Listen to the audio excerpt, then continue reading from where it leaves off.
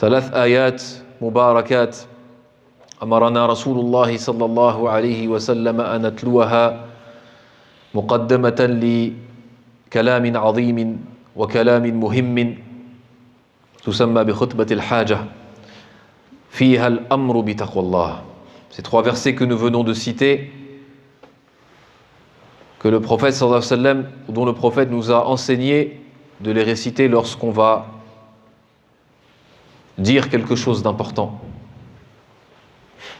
Ces trois versets où il y a l'ordre de la crainte, l'ordre de craindre Allah subhanahu wa ta'ala, l'ordre d'être pieux.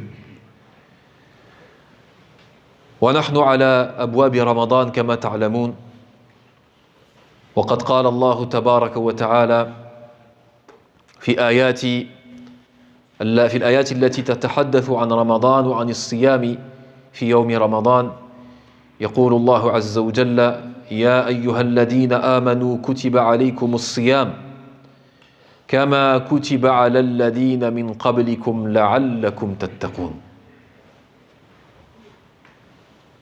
وكذلك في ختام هذه الآيات أيضا الإشارة إلى التقوى.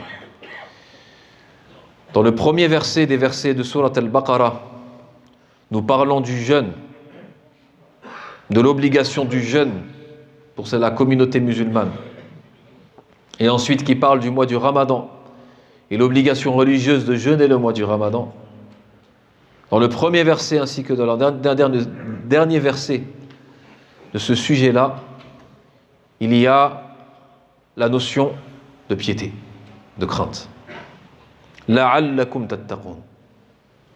Kutiba alaykum as-siyam, le jeûne vous a été prescrit afin que vous soyez pieux.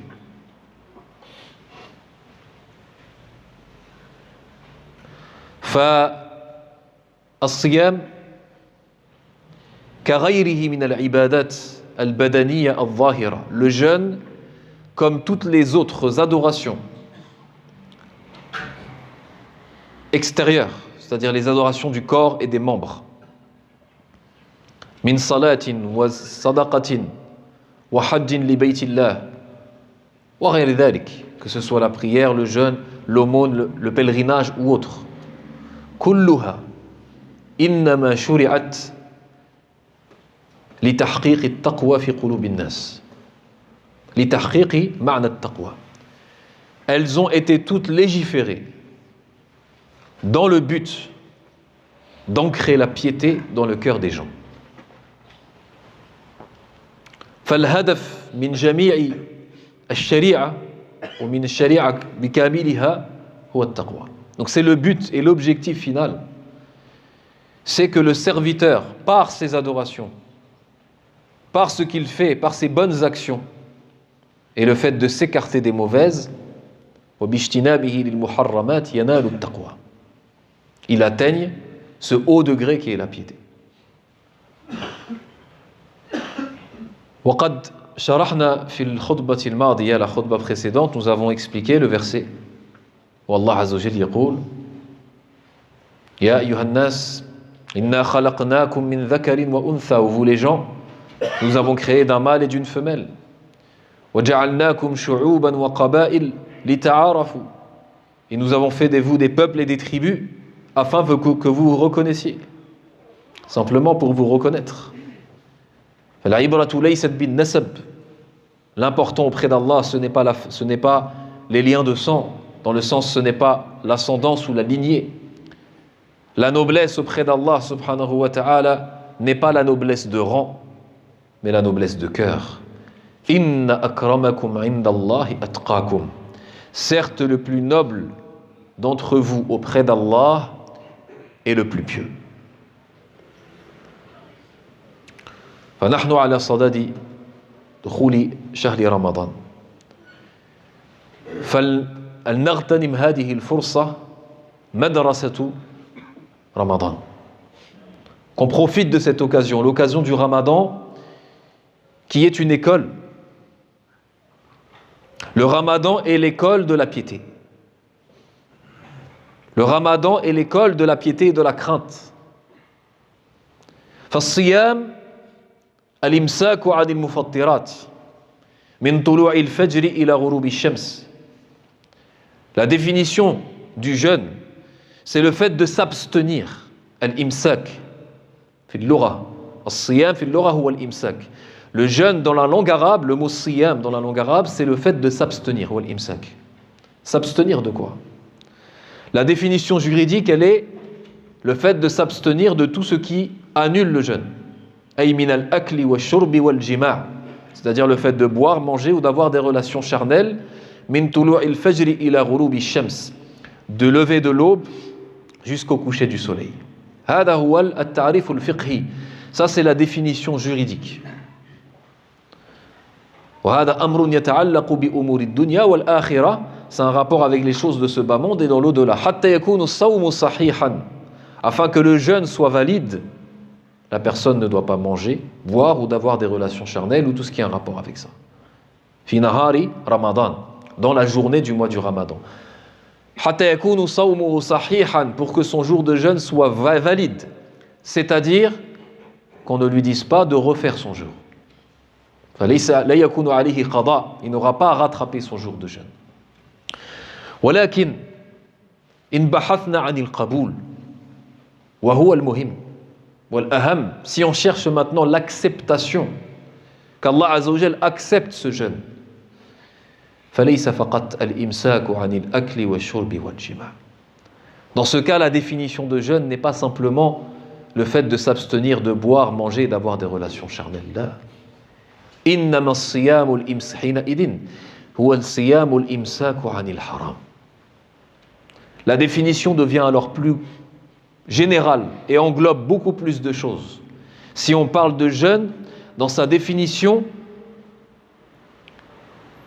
afin qu'elle soit acceptée par Allah subhanahu wa ta'ala, cette œuvre soit acceptée par Allah, on va la définir alors par le fait de s'abstenir par tout ce qui est interdit.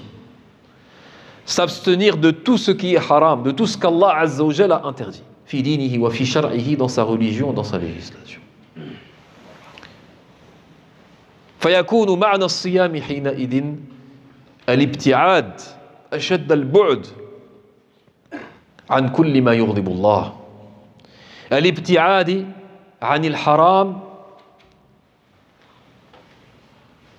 نعم بالإطلاق. Le fait de s'abstenir, d'éviter, de s'éloigner le plus possible des péchés. وهو بالذات تعريف التقوى. Et ça revient en réalité exactement à la définition de quoi? De la piété.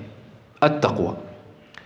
At-taqwa huwa min fi'li waqa yaqi wiqayatan.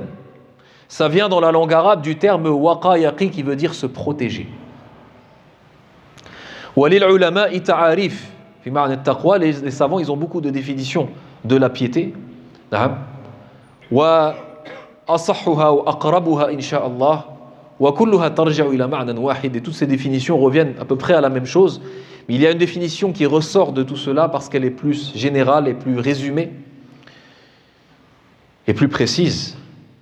يقولون التقوى هو أن تجعل وقاية بينك وبين الله عفوا أن يجعل العبد وقاية بينه وبين عذاب الله بفعل الواجبات وترك المحرمات.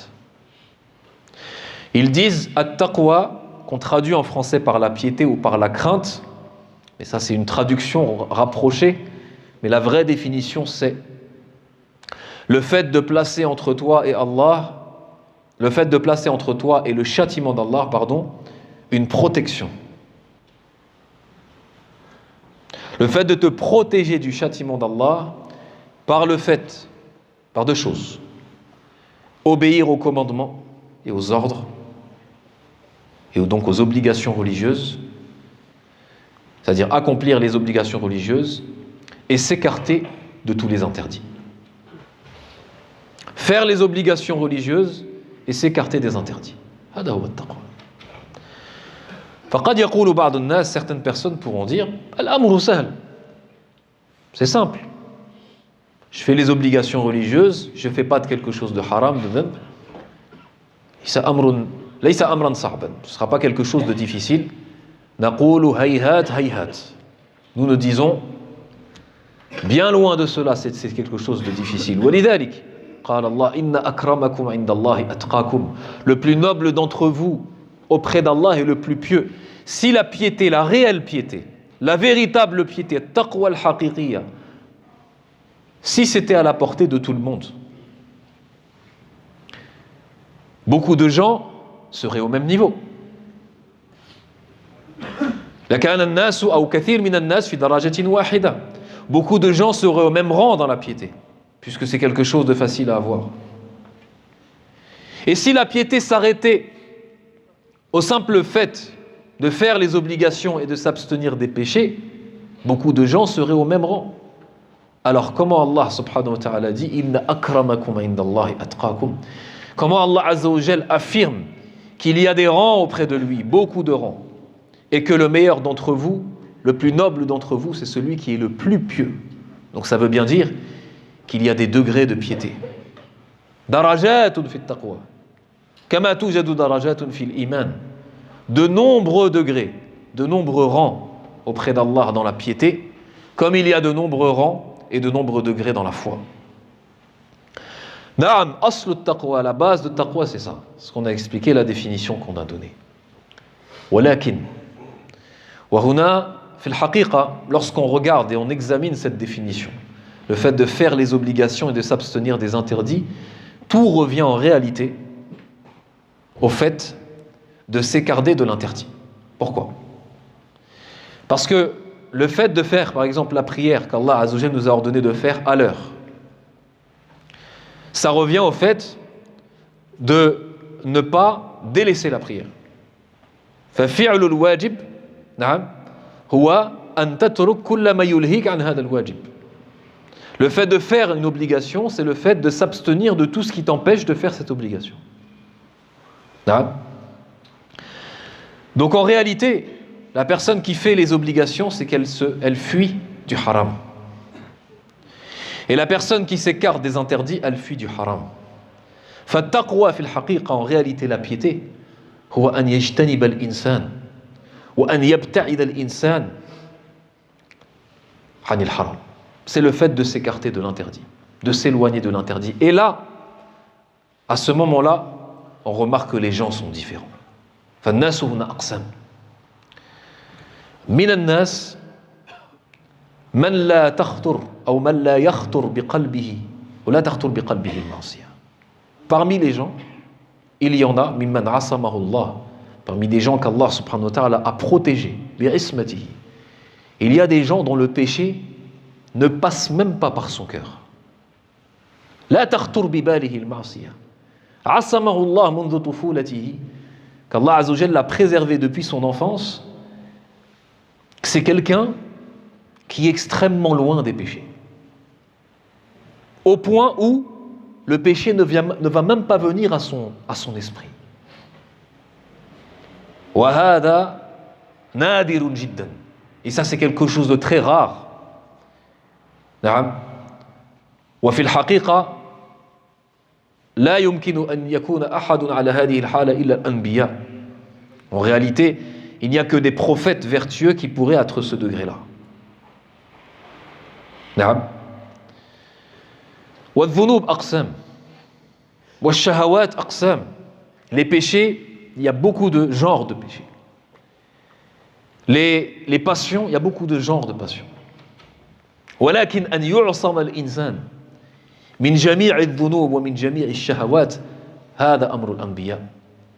Mais que la personne soit protégée de tous les péchés et de toutes les tentations, ça c'est le cas des prophètes en réalité. نعم. فمن الناس من هو من أشد البعد عن المعصية. Certains sont très éloignés du péché, de sorte que le péché ne fait pas partie de sa vie. ومن الناس من يقع في الذنوب ومن يختلط بالذنوب ومن يتعمق في الذنوب وظلمات المعاصي عشية وضحى. Il y a parmi les gens, parmi les musulmans, et je dirais même, on pourrait dire même aussi parmi les croyants, certaines personnes qui sont plongées dans les péchés, qui font des péchés à longueur de temps. ثم إن منهم من يتوب. وَيَسْتَغْفِرْ وَمِنْهُمْ مَنْ يُسِرْ.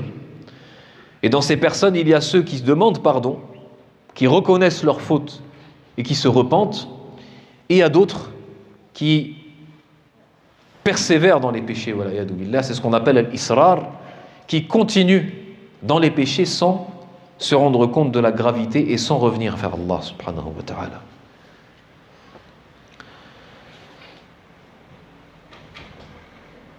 فمهما كان العبد بعيدا عن المعاصي والذنوب مهما كانت التقوى في قلبه عظيما. Plus la personne est loin du péché, plus le sens de la piété et de la crainte est fort dans son cœur. والابتعاد عن الحرام يستلزم أمورا. Le fait de s'écarter du péché et de l'interdit, ça va demander beaucoup d'efforts. يستلزم من هذا الإنسان أن يجتهد. Il faudra pour cette personne qu'elle fasse beaucoup d'efforts sur soi-même, وفي نفسه وعلى نفسه, et sur sa propre âme. فالنفس أمارة بالسوء. L'âme appelle son compagnon au mal. S'il veut être parmi les pieux, إن أراد أن يكون من المتقين سيحتاج إلى مجاهدتها. Il aura besoin de la combattre. فالنفس والشيطان يدعوانه إلى الحرام كل يوم وكل ليلة. الشيطان et son âme, c'est-à-dire l'âme de l'être humain, le poussera à faire des péchés jour et nuit. ولكن مكائد الشيطان نعم خفية. Les ruses du diable sont cachées, sont secrètes. قد يترك الشيطان العبد فترة من الزمن لا يسول له المعاصي. Le diable peut laisser quelqu'un sans le pousser à faire un péché pendant un moment. Est-ce que c'est parce que le shaitan veut pour lui du bien? هل لأن الشيطان يريد به الخير؟ أبدا. إذن لماذا؟ Pourquoi certaines personnes, il peut être dans la voie droite, il peut être pieux entre guillemets, craindre Allah Azzawajal pendant un moment, et ensuite tomber dans le péché, il se dit je ne comprends pas. Je ne comprends pas pourquoi pendant un certain temps je n'ai pas fait de péché et ensuite je suis tombé. Et ça c'est une des ruses de shaitan. Lui il a un but derrière tout ça. Il a un but. Et il peut ne pas faire pousser la personne vers le péché dès le début.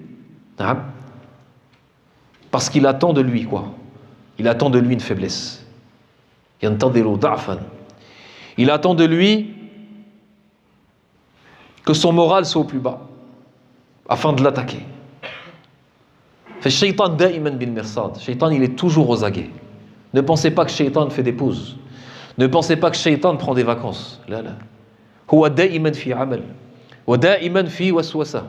Il est toujours dans les murmures maléfiques. Il est toujours dans le fait de faire tomber la personne dans le péché, mais simplement il a des ruses. Et il a une stratégie. فعلى المؤمن أن يحتاط لدينه ولنفسه وعليه أن يكون ذكيا فطنا. Donc le croyant se doit d'être intelligent, d'être rusé, et de contrer la ruse de Shaitan par sa propre ruse. ويستعين بذلك بالله عز وجل. Et il demande par cela l'aide d'Allah subhanahu wa ta'ala min makaid ash-shaytan, contre les ruses de Satan et les ruses du diable. فإذا إن أردت أن تحقق معنى التقوى, si tu veux vraiment appliquer le sens de taqwa dans ton cœur afin d'avoir un rang noble auprès d'Allah subhanahu wa ta'ala, فلتكن أبعد الناس عن الحرام. Sois parmi les personnes qui sont les plus éloignées des péchés. Et par cela, il te faudra faire des efforts contre ton âme, comme on a expliqué. Et je vais continuer l'explication, Inch'Allah, بعد جلسة استراحة. أسأل الله العلي العظيم أن يغفر لنا وأن يرحمنا إنه هو الغفور الرحيم.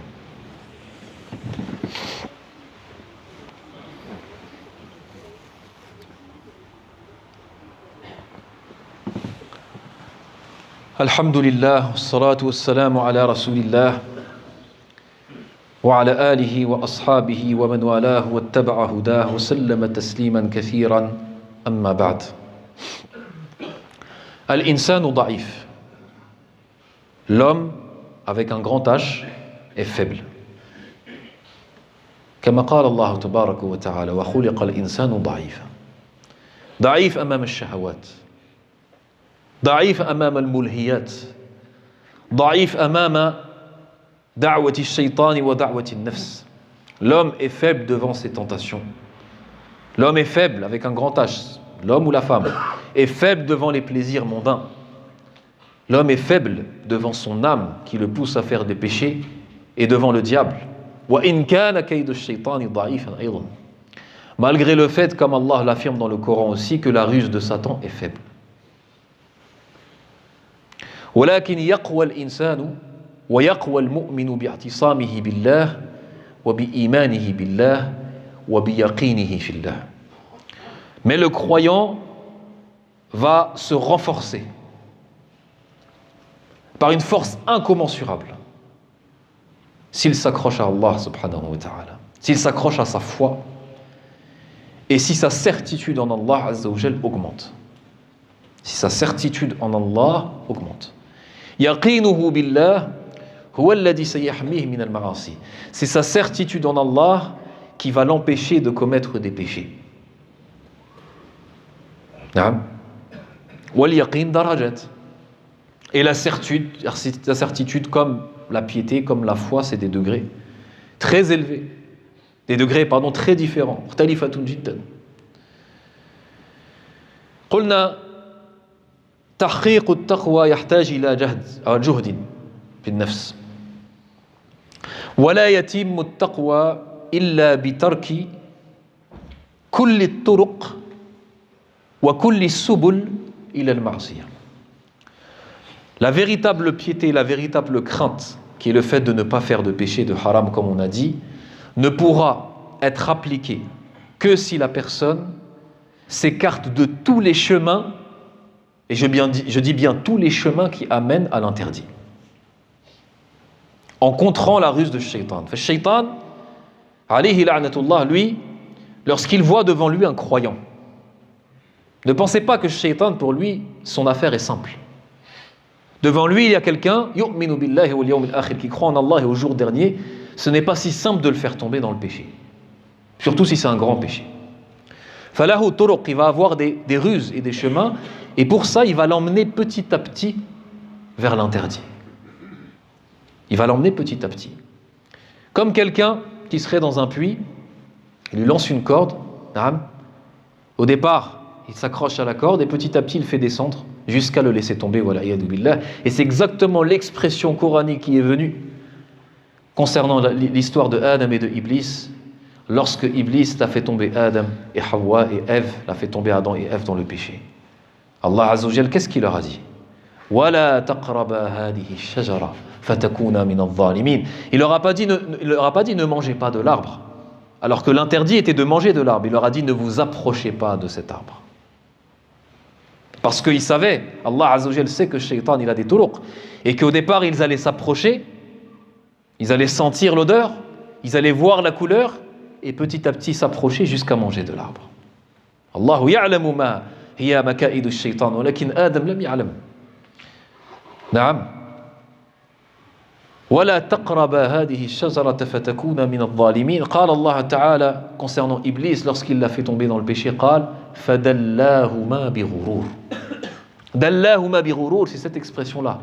Naam, c'est-à-dire qu'il les a fait tomber dans le péché petit à petit, comme quelqu'un qu'on fait tomber dans un puits petit à petit avec la corde. Bighurur, par tromperie. Il les a trompés d'une façon incroyable. وهكذا يفعل الشيطان بالعبد. C'est comme ça que le diable fait avec le fils d'Adam, il le fait tomber dans le péché petit à petit, par ce qu'on appelle, et ce qu'Allah azza wa jalla a nommé khutuwat ash-shaytan, les pas du diable. قال الله ولا تتبعوا خطوات الشيطان. Ne suivez pas les pas du diable. Les pas du diable, c'est quoi? C'est tous les chemins qui vont t'emmener vers le haram. Et chaque personne sait, lorsqu'il est attaqué par le diable, et surtout si c'est un péché que la personne a l'habitude de faire, elle sait quels sont les chemins qui l'amènent vers ce péché-là. à lui de couper les chemins dès le début. Plus tu coupes les chemins au début, plus c'est facile de délaisser le péché. مهما قطعت سبل الشيطان من البداية فهو أسهل. نعم. ولا يحقق الإنسان التقوى حتى يترك ما لا بأس به مما به بأس. Autre chose, pour vous montrer qu'en réalité le fait de parler dans la piété, dans la crainte, ça demande beaucoup de khutbah et beaucoup de cours, mais j'essaye de faire court. قال سفيان الثوري رحمه الله واحد من السلف يقول ما سمي المتقون متقين إلا لأنهم اتقوا ما لا بأس به مما به بأس. Sufyan al-Thawri, qui est un grand prédécesseur, un grand savant de l'époque de l'imam Malik rahimahullah, il disait, il était connu pour sa piété, il était connu pour son ascétisme, il était connu pour sa crainte d'Allah Azza wa Jal, et il disait les pieux n'ont pas été nommés pieux. Donc, encore une fois, dans l'étymologie arabe, c'est le fait d'être craintif, de craindre Allah subhanahu wa ta'ala. Ils n'ont pas été appelés pieux ou craintifs jusqu'à qu'ils ont délaissé des choses où il n'y a pas de mal afin de ne pas tomber dans des choses où il y a un mal. C'est-à-dire qu'on ne peut pas réellement être pieux jusqu'à qu'on délaisse des choses autorisées de peur que ce soit des chemins vers le haram. فلذلك كان السلف رحمهم الله وعباد الله الصالحون عموما les pieux prédécesseurs et les serviteurs vertueux يتركون مثلا كثرة الأكل وكثرة التمتع بالدنيا.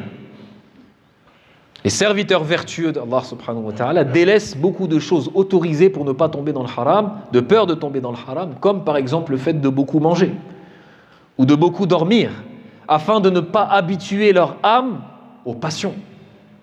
Parce que les passions, il y a des passions autorisées, des passions interdites. Mais cette âme-là, c'est comme un animal.